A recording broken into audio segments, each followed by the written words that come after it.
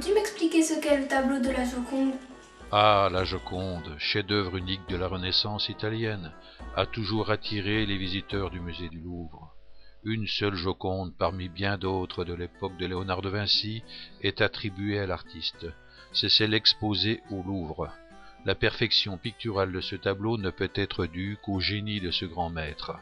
Les technologies d'investigation les plus modernes permettent de répondre à bien des questions sur son histoire, la technique employée et la genèse du tableau. Malgré les manuscrits, son traité de la peinture, nous nous interrogeons sur les messages qu'il a voulu nous transmettre. Et l'aspect vaporeux de ce tableau entoure de mystère cette œuvre extraordinaire. Mais quelle est l'histoire de ce tableau?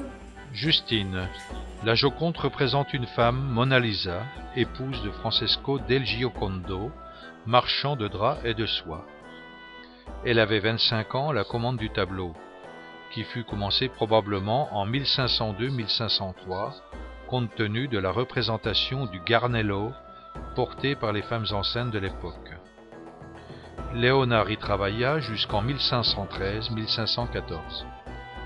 Cette œuvre n'a jamais été livrée au commanditaire et fait partie des bagages de Léonard à son arrivée en France en 1517, au château de Clos-Lucé, sa dernière demeure, appelée autrefois château de Cloux.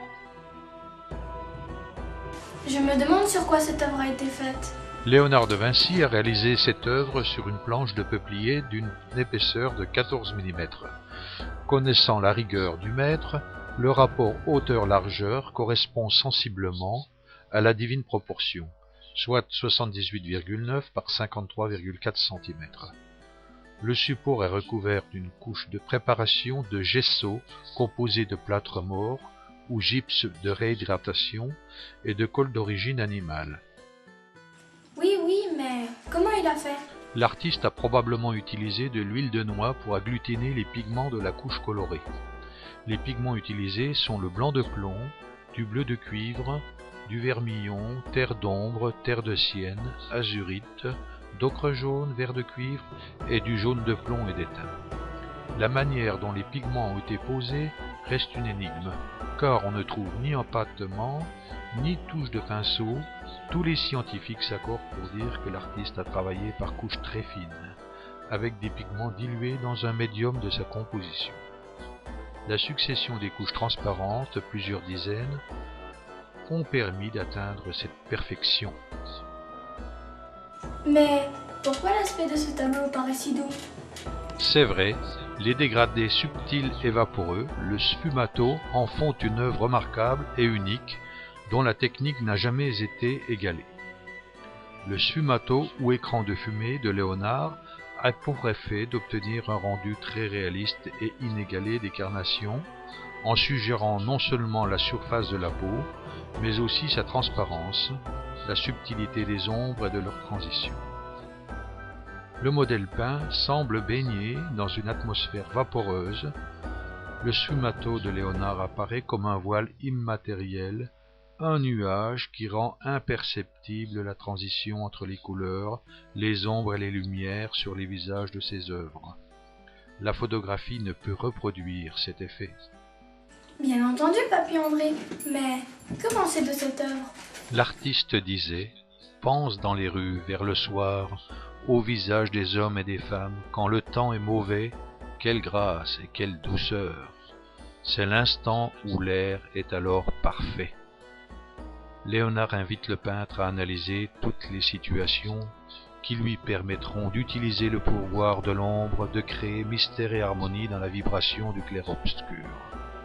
La lumière du soir par temps couvert est l'un des instants propices. Oui, mais ce tableau, je le trouve bien sombre.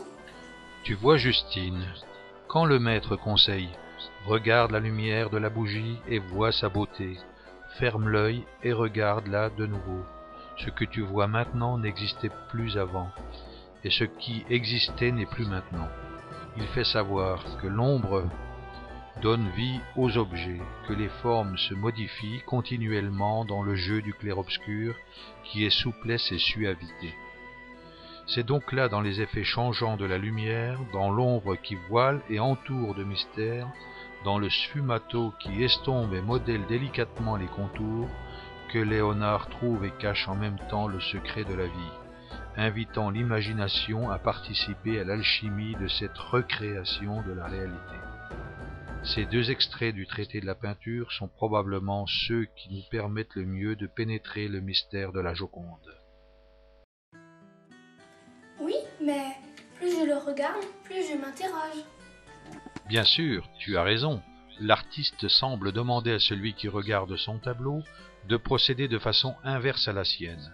Tandis qu'il couvre son sujet des voiles successifs d'ombres transparentes, il invite l'observateur à soulever ces voiles l'un après l'autre et à découvrir dans le passage des ténèbres à la lumière, dans les yeux et la bouche, dans le regard et surtout le sourire, le mystère de la vie. Au regard mystérieux, au sourire énigmatique, s'ajoute l'étrangeté d'un paysage déroutant et fascinant. On a l'impression de pouvoir courir en suivant la route qui serpente derrière l'épaule droite du personnage, mais on se perd ensuite dans la profondeur de l'atmosphère et de l'air épais, où se noient les rochers découpés et l'horizon incertain.